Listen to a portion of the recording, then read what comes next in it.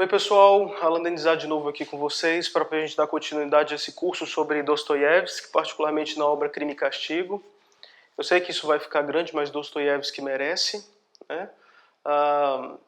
E depois eu faço um videozinho aí de, sei lá, meia hora ou uma hora lá no final de tudo para poder resumir tudo o que eu estudei sobre Dostoiévski nesse ano. Mas isso não vai ser agora e vai demorar. Hoje eu vim falar a respeito de Razumikin. Razumikin é o melhor amigo de Raskolnikov. Estamos falando a respeito do romance Crime e Castigo, da obra de Dostoiévski, Fyodor Dostoiévski, e hoje vamos falar a respeito de Razumikin. Então, Razumikin, antes a gente falou a respeito de Raskolnikov, Sônia, e o quanto existe uma certa dialética da salvação dentro do relacionamento desses dois, o assassino e a prostituta, né? O assassino que se quer Napoleão e a prostituta que com certeza merece todas as vezes de uma cristã dentro da sociedade. Razumikin, ele é o meio termo do homem tranquilo, cotidiano, que através da sua própria ação e coração consegue se dar bem na sociedade, mas um se dar bem verdadeiro e autêntico.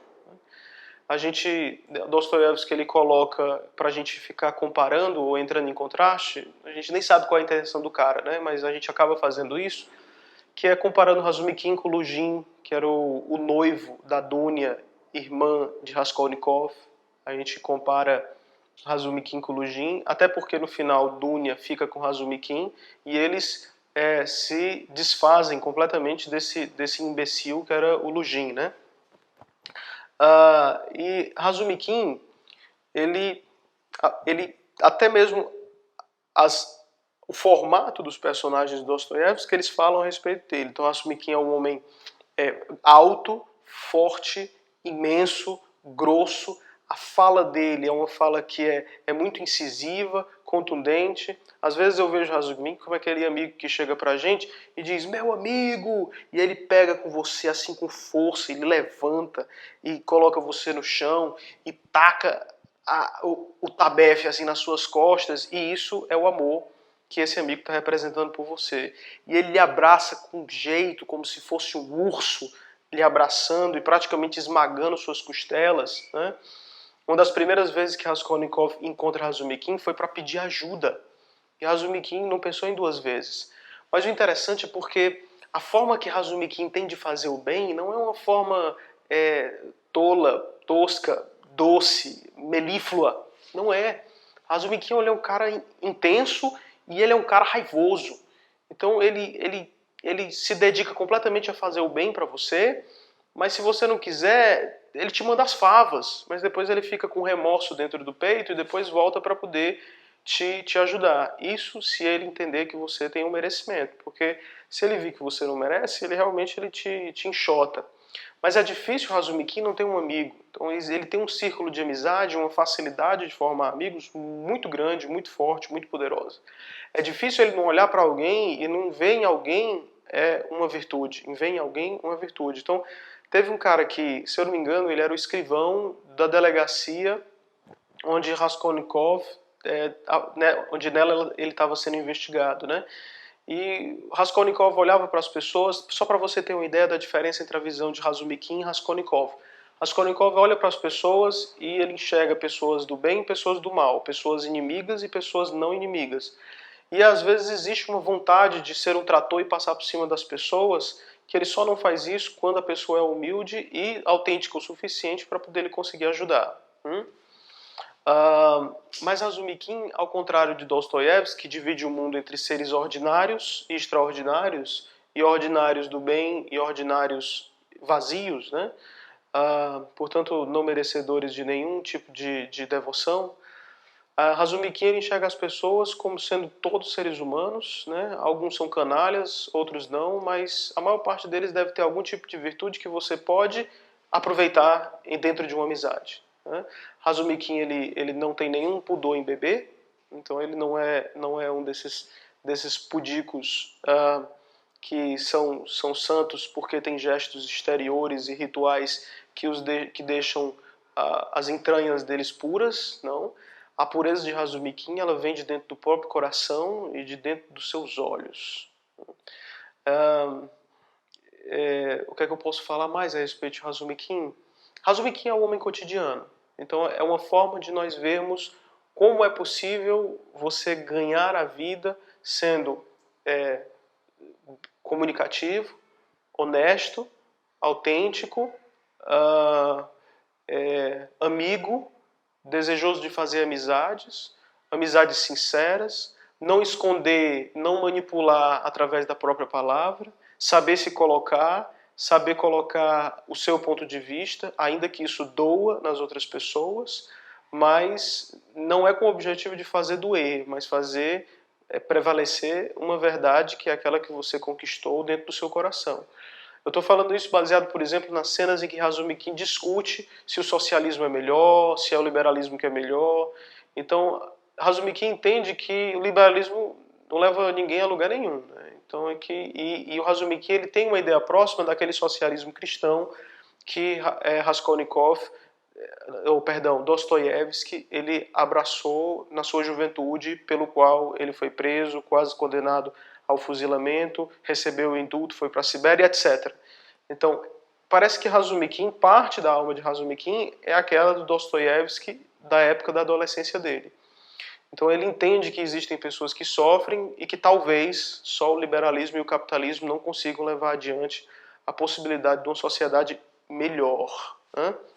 Razumikin ele coloca seus posicionamentos, quando está bêbado, quando não está. Na época que ele discutiu com Lujin, dentro do quarto de Raskolnikov, quando eles começaram a entrar dentro desses méritos, o egoísmo seria o melhor na sociedade, porque, defendia o Lujin, quanto mais bem eu fizer a mim mesmo, eu estarei sendo um ego enaltecido e iluminado que poderá iluminar outras pessoas. E as pessoas podem seguir o meu exemplo e, portanto, deslanchar no sucesso da sociedade. E talvez não, Razumikin defende que existem pessoas que são sofridas o suficiente para poder não permitissem esse inchaço do ego. E talvez, na verdade, esse inchaço do ego é isso mesmo. Só deixa o ego inchado e não engrandecido, né? Razumikin também ele tem uma certa inteligência para com a personalidade das pessoas. Ele foi o primeiro no romance que entendeu tudo o que aconteceu no assassinato. Tudo. O inspetor está vindo para um determinado ponto, prenderam os pintores, prenderam aquelas pessoas que eram trabalhadores humildes ao redor do prédio da senhora agiota que foi assassinada. E Razumikin ele disse, está errado, vão prender um inocente. E aí Razumikin ele reconstruiu todas as cenas e as dicas daquele assassinato, praticamente dizendo passo a passo o que Raskolnikov fez, como ele se escondeu. Só que em nenhum momento Razumikin acreditava que Raskolnikov poderia ser o assassino, né? Então aí que estava a complicação da história. Porque, embora Razumikin ele tivesse a inteligência de conseguir coligir os fatos e tirar suas próprias conclusões, mas Razumikin ele se deixa cegar pelo amor que ele tinha por Raskolnikov, né? Ele gostava tanto daquele rapaz que ele se deixa cegar por causa disso. Porque Raskolnikov é uma pessoa adorável, a gente fica falando dele como se ele fosse um assassino frio e sanguinolento, mas ele era um rapaz bom, né? Lá pelo final do romance, Razumikin resgata a época em que Raskolnikov ajudou... agora eu já não me lembro, mas é tipo, eu vou dar um exemplo aqui de caridade, ajudou uma pessoa cujo pai tinha morrido e ele ficou financiando essa pessoa até que ela conseguisse um certo grau de liberdade e financiou a vida dessa pessoa com o dinheiro do próprio bolso, gastando o que ele tinha para sobreviver no dia a dia. Então Razumikin entendia que Raskolnikov não era uma pessoa vil, completamente vil. O que aconteceu com Raskolnikov foi um equívoco da razão que se inebriou com uma certa teoria de domínio da natureza, né? Outra questão, por exemplo, o Razumikin ele teve presente todo o tempo testemunhando que Raskolnikov foi o cara que pegou tudo que tinha, ele recebeu ali uma quantia da mãe dele, né? Depois que a mãe dele teve as promessas de casamento com Lujin, entre Lujin e Dunia, e ele pegou aquela quantia no meio do seu delírio, mas no delírio que era autêntico da sua alma, ele deu tudo pá, para a esposa de Marmeliodov, que era também a mãe ou madrastra de Sônia, né? Então ele deu tudo, num golpe de só. Por quê? Porque ele era burro? Porque ele estava em mania? Não, é porque Raskolnikov sabia que aquela família ia precisar de tudo aquilo. Tudo. De tudo aquilo. Né? E Razumikin via todas essas caridades que Raskolnikov fazia e entendia que Raskolnikov talvez estivesse doente. Talvez estivesse doente mesmo, só que Dostoiévski entende que a doença era uma doença da própria alma, né, de Raskolnikov, e não uma doença dessas que nós culpamos apenas o cérebro, os neurônios, as sinapses e os neurohormônios. Era uma doença mais profunda, era uma doença metafísica, que talvez fosse a manifestação de uma doença social, né? A doença que gerou todo o conjunto do pensamento revolucionário que matou tantas e tantas e tantas e tantas gentes, passando por cima delas como se elas fossem simplesmente um obstáculo ao crescimento de uma civilização boa e de uma utopia maravilhosa que finalmente ia trazer a felicidade para o mundo, né? Esse é Razumikin, né? Raskolnikov, com seu olhar aquilino, entende que Razumikin é uma pessoa do bem, e é para Razumikin que ele entrega Dunya, sua irmã querida, que embora eles vivessem se pegando através de falas, um cortando o outro, porque eles são de duas personalidades fortes, que quando estão no palco, o palco mais parece um ringue do que algo pacífico. Mas é isso, Raskolnikov entrega a sua querida Dunya Razumikin no momento que ele entende estar indo para o cadafalso, para ir terminar os seus dias na Sibéria.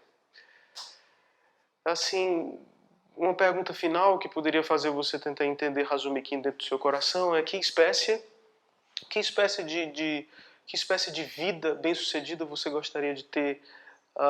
Seria uma vida que passa por cima dos outros a fim de atingir uma carreira iluminada? Ou seria uma vida de sacrifícios, pressionados por leis que estão te esmagando, mas que apesar de tudo você não deixa ser esmagado? Então eu falei de Raskolnikov nessa primeira vida, de Sônia na segunda. Às vezes a escolha de Sônia é simplesmente uma escolha heróica, né? Ela não tem muito lugar para ir, a não ser que o acaso ou Deus abençoe ela com uma graça que faça com que ela saia dali. Mas a grandeza de Sônia é ela ter a força de não sucumbir completamente, né, na vida de miséria em que ela estava. Então, ela dava a sua... Ela oferecia os seus órgãos genitais dentro de um comércio, mas de forma nenhuma ela deixou de ser virgem. Entende o que eu quero dizer? A virgindade dela não estava diretamente relacionada. A virgindade para os antigos é muito relacionada à pureza, né? As vestais, que é aquelas que se comunicavam com os deuses, elas deviam ser virgens, portanto puras, portanto não maculadas, para elas conseguirem, elas sim, receberem o próprio Deus dentro da sua carne e poder manifestar as ordens desses deuses para aquelas pessoas que iam procurar as pitonisas e as adivinhações e as profecias. Então, não ter os seus órgãos genitais violados pelo o comércio deles não significa deixar de ser puro. É isso que Dostoiévski coloca em Sônia. E Razumikin, ele representa um homem cotidiano que de forma tranquila, exercendo sua razão com amenidade, com bonança, sem grandes arroubos, sem querer grandes revoluções, né? Para ganhar a vida você faz uma tradução de livros, tenta fundar uma editora, mas sem querer crescer a ponto de ficar lucrando loucamente, capitalistamente, né? É o cara que a gente diria, pô, aquele cara é um homem de bem, né? É um homem de bem. Você não tem uma admiração por ele como se ele fosse um imperador, mas você não, de forma nenhuma acha que ele é uma pessoa pequena. Você olha para ele e você diz, cara, esse cara é legal, é gente boa. Esse cara é do bem. Razumikin.